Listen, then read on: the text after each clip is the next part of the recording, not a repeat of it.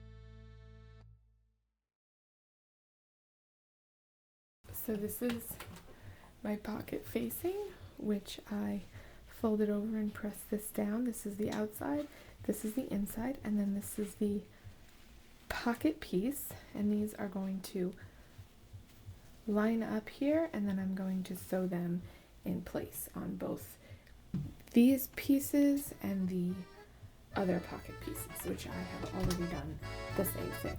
So I folded over the seam allowance here over a 1/2 inch and then pressed it, and then this piece gets lined right up with this piece, and then I'm going to sew this down. So I'm going to sew it all the way around.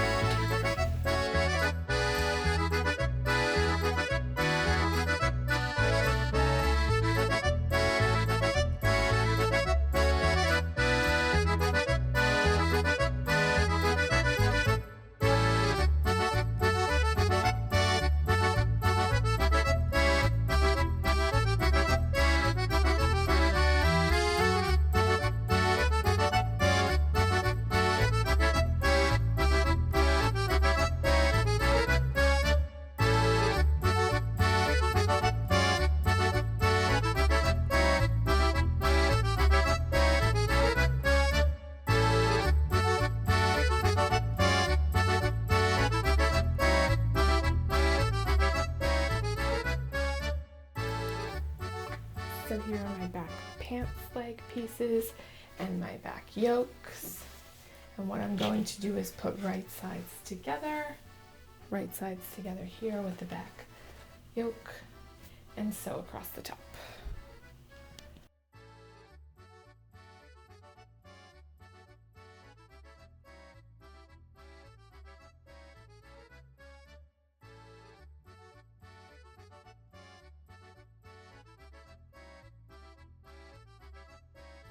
So here I'm showing that I have stitched one of the pockets to the either back or front of the pant leg, but I can't tell which it is. That's the back. Okay, so you can see because of the yoke that that's on the back, and I'm doing the same thing on the other side. It's just the first 6 inches, I believe, of the pattern, and I do the same thing on the front and on the back. And then here, I believe I'm putting in the godet. So that's that bigger piece, that big triangular piece at the bottom of the pants to make it a wide leg pant. And I'm sewing it on both sides. And then what I do also is I fell them down. So I think in the next clip you'll see here I am folded it over, and now I am going to trim one of the seam allowances down by half, and then I will fold it over and encase the raw edges and then stitch it down with a top stitch. And this is a felling. This is how you fell down with the machine. You can do it with a slip stitch if you wanted to do it by hand, except this way it shows as a top stitch on the outside, which kind of gives it a little bit extra strength and a nice top stitching feature.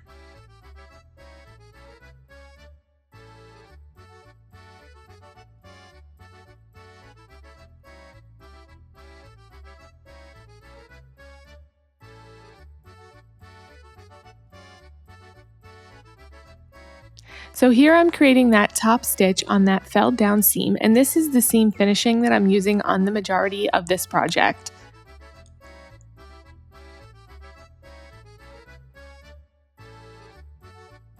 So here I'm stitching together the side seams, and in this clip you'll see that once I get to the pockets, this particular pattern has you go around the pockets and stitch them in like you would side seam pockets, which I did not particularly care for. I think the style of pocket that they're using here could have been constructed in a better way, and I talk about that in my review of this pattern, but I definitely think that this was a little bit more difficult than it needed to be, and I had to go over it several times in order to make sure that I got all of the spots where there was gaps, because there were several spots where it did have gaps and I had to go back and stitch it over, and you'll see that shortly.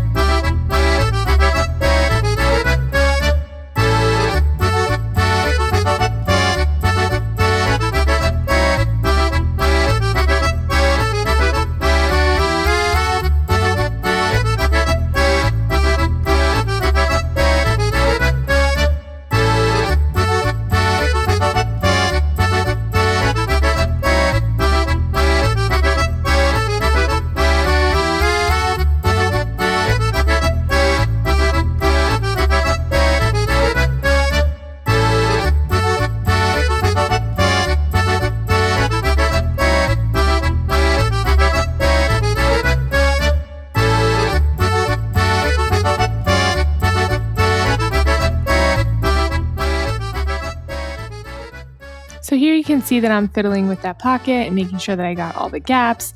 And I do that on both sides because, like I said, it was extremely fiddly. And then here I'm top stitching and felling down that side seam to encase all the raw edges. So I did this on the side seam, I did it on the seam for the godet, and then I don't believe I did it on the inseam because that would have been really difficult. I also think that I may have done it on part of the crotch seam. And then here I'm snuggling Nightmare, of course, because he has come up and asked for snuggles. He is such a cutie.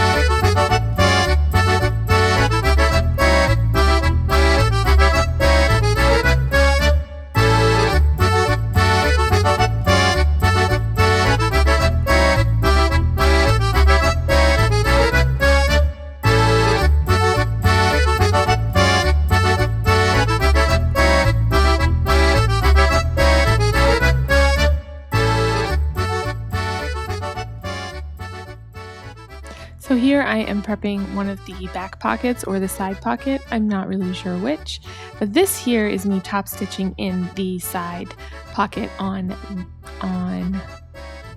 the leg. I don't remember which side it's on though, but I top stitch all the way around. You encase the raw edges on the top first and then top stitch all the way around. I already did the back pockets, but it seems that I did not record it. But here I am prepping for the welt pocket, and this has you do it in a very strange way. So here I'm actually stitching around where I marked that the welt pocket goes, but it does not tell you to do that. It doesn't tell you to interface it either. What it does tell you to do is just to stitch this small piece of fabric across it, which is again not interfaced. Then you cut open the fabric and tuck it in and stitch it in place. I can't tell what I'm doing here and I don't remember. But then there's a way that you stitch it in place. And then you're stitching the bag to it. Like I said, none of this was interfaced and I didn't think about it until after I created it. And now I'm hoping that none of it comes apart because it's not reinforced. And the way they have you stitch it implies that these pants are not going to get a whole lot of wear. And we both know that that's not the case for a pair of Carpenter pants. And here I broke my needle.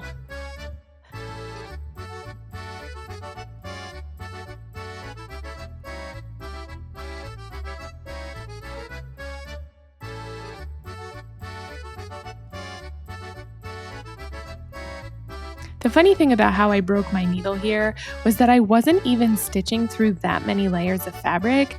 I think I was just using the wrong kind of needle because I was only stitching that little triangle of the welt and the 2 layers of the pocket lining, the actual pocket pieces. So I don't understand how it broke the needle other than the fact that I was probably using the wrong kind of needle for this fabric, because I forgot to mention at the beginning of the video, the fabric that I'm using for this is a cotton twill. It is the same fabric that I used for my son's pants that I made for that speed sewing, and I'll link that video in the description. I had like 14 yards of this fabric, so I've used it for a couple of projects so far.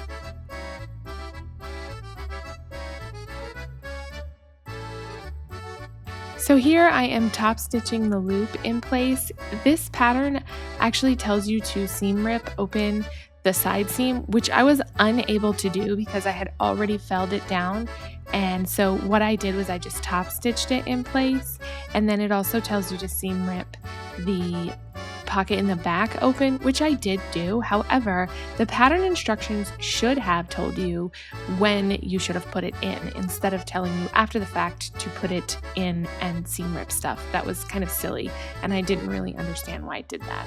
And then here I'm attempting to put the zipper in place. However, this ends up being wrong, and I end up going back and removing the zipper and putting it back in, because the way they tell you to put it in is extremely confusing, and because of that, I put it in completely backwards, which almost never happens to me anymore.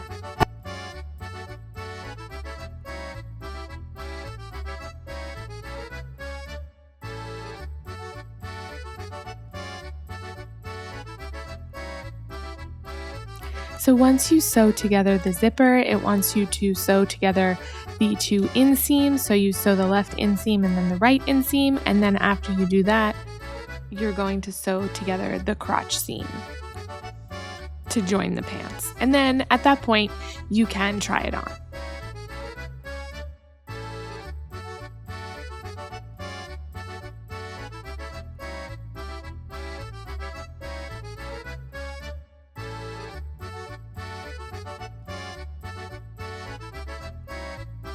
So here you can see I'm joining together the crotch seam, and this is kind of fiddly, and I do end up having to go back and take out a whole bunch from the crotch because the rise was completely wrong in the front, and it was really, really loose. There was so much ease in this pattern that I didn't realize when I picked it, or I would have sized down.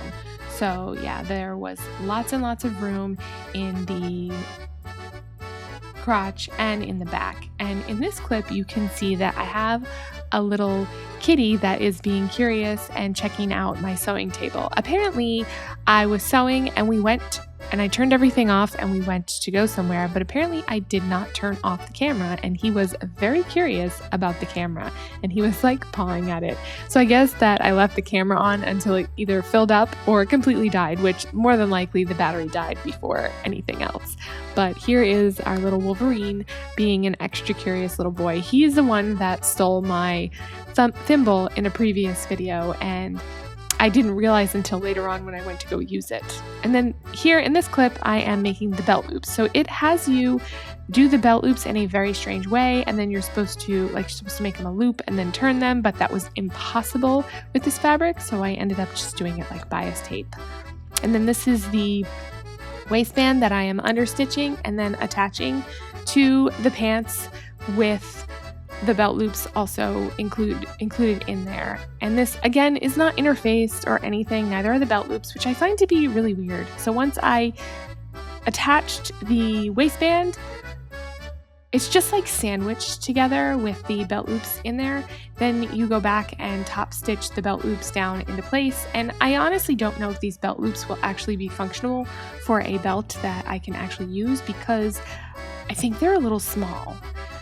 And here you can see that my yokes do not match up in the back, and that is because after I tried on the pants, I had to take several inches out of the back, several inches out of the crotch, and then I eventually also take several inches out of the inseam because those do not fit. That does not fit me either.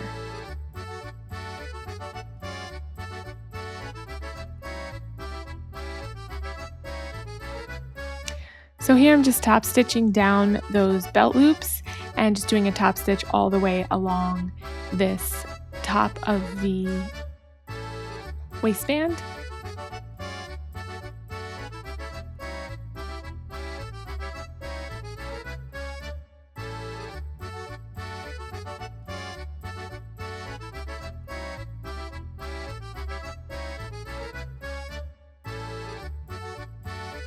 So here I'm just placing my button. I'm just making a hole with my awl, and then I'm putting a screw-in button in there. I don't particularly prefer the ones that you have to hammer in because I find that I mess them up. So these are a little bit easier, and I think I got these off of Amazon somewhere. But also, as I was doing this, and I realized after I made the buttonhole that I went through the zipper, and so I ended up doing some fray check on it so that it would not fray. And then here you can see, this is a picture, this is some video of before I took in the inseam because these pants are huge. But here is the final results where I have taken the inseam in by about 3 inches, and it looks so much better, but they are still really, really big on me.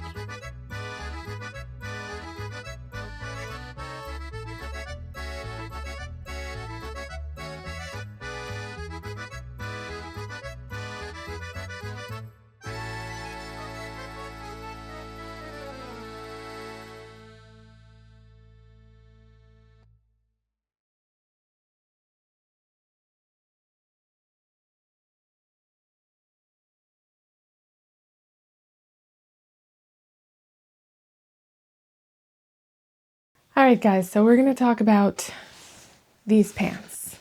The ratings for my trousers will consist of 5 or 6 categories: how easy or clear were the instructions to understand, how complex was the pattern, how would I rate this pattern compared to how the publisher rated the pattern. Then we're going to go into fitting. Did the pattern fit without any adjustments? And how true to size was the pattern? So then we're going to talk about the overall rating for the pattern and would I recommend this pattern? And then the last thing is, would I make this pattern again? So for the first category, instructions. For these pants, I gave it a 2 out of 5. The construction was confusing, and there are definitely better ways to construct these pants that were much easier to understand. So for example, the Welt pocket, that's on the other side, was made in a way, I have never done a Welt pocket before. The front pockets were also constructed in a way that was very confusing overall and kind of difficult to do. It has you put the back part of the pocket to the back part of the pants, and then the front part of the pocket goes on the front part of the pants, and then when you sew up the side seams, you include the pocket. So I've seen that done before in like side seam pockets, but not in this type of pocket. I don't know exactly what this type of pocket is called, but usually they have you construct it all on the front, and then this is the pot with the pocket is all one piece, and then you right sides together with the back, and then you turn it out and the pocket is already attached. The way they have you do it sometimes leaves gaps, and I had to keep going back and re-sewing that part of the pocket because there was still a hole. So you can see in the video where I go back and I go over it, and then I go back and I go over it again because there was places where I missed and it was still a hole. There was no interfacing at all in this pattern. This loop was not constructed while putting the pants together. So you put it in later and you have to seam rip the side seam and the back pocket in order to put it in. And I had top stitched it already, so I couldn't do that. So I just top stitched the loop in place. So for complexity of the pattern, I also gave it a 2 out of 5. This pattern has no rating, but I would rate it intermediate due to the level of confusion with the construction and the need to know what you are doing and modify the construction as needed. So next category is fitting. This pattern has a lot of ease in it, which I did not account for and was not specifically stated in the pattern that there was so much ease. The model pictured in this pattern, and I'll put a picture of that over here, has a well-fitting pair of pants, more of a straight leg. There was no way that this was not modified. And if I had realized that that was not the way the pants were actually going to fit, this isn't a pattern I would have picked. So that being said, I had to take 3 inches off the back seam in order for this to look less bulky on me. So the waist had so much ease in it. So I took off 3 inches approximately, tapering up, and I think you can see here now my yokes don't align because of that modification. I also had to take 3 inches out of the inseam because of how wide-legged they were. Or, well, just not wide-legged. They were just huge. And my boyfriend kept telling me they look like hammer pants, which I'll put up a picture of that here. So I would say that the pictures of the model were very misleading, and I would recommend making a mock-up, at least a partial mock-up, which I did not do because generally I don't have a problem so much with pants not fitting me and the rise not being correct. That was the other thing. I had to take like 2 inches out of the rise also because there was so much ease. Like it was just so big. I would also recommend sizing down. So if you look at the pattern, sizing and go based off of what your actual measurements are, you will probably make something way too big. So I would always size down and make a mock-up. Like I said, the final garment measurements were so much larger than what I was anticipating based on the size. And like I said before, my boyfriend kept calling them hammer pants because he said I looked like MC Hammer in those pants. And if you don't know who MC Hammer is, I'll put a picture up here. I don't think they looked like hammer pants. They were just really big because hammer pants have a little bit of a different silhouette. So my overall rating for these pants is again a 2 out of 5. This is not a beginner-friendly pattern. You need to really understand pattern construction in order to be able to make this pattern. The pockets were very confusing.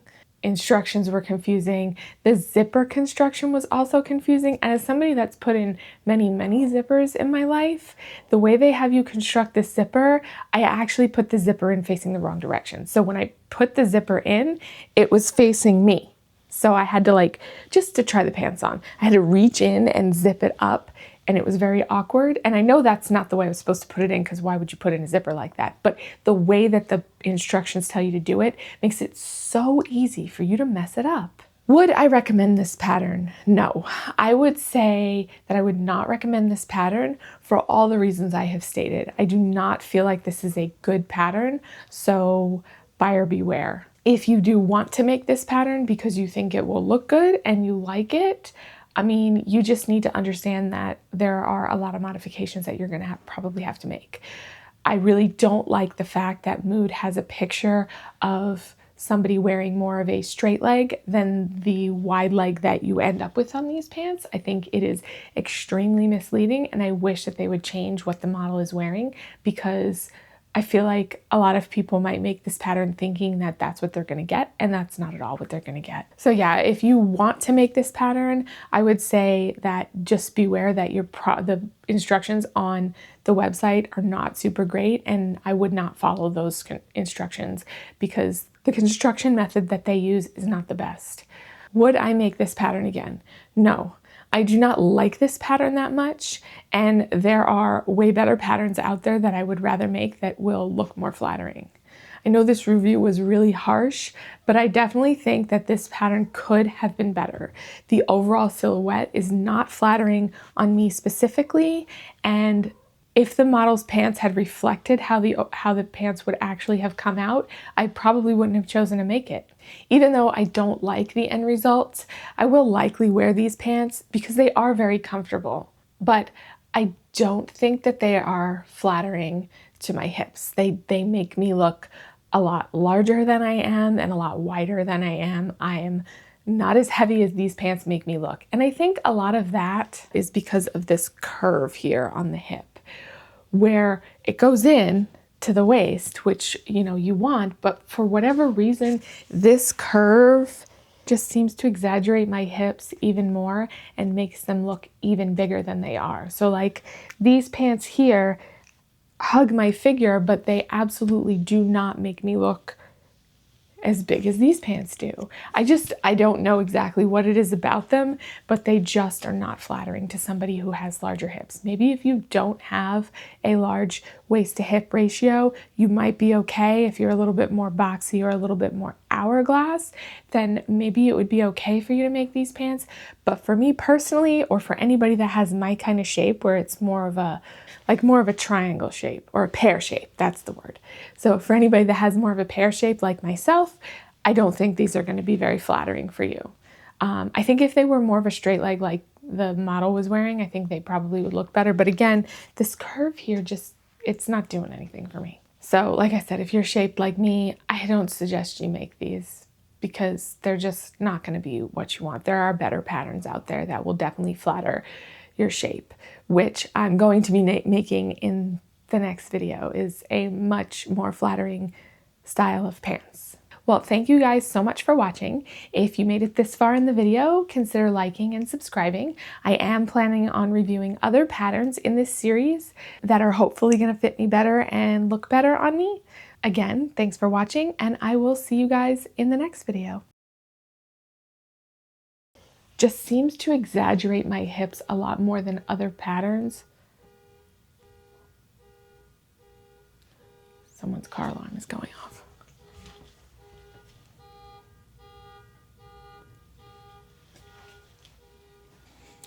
I think my neighbor's car alarm is going off. Okay.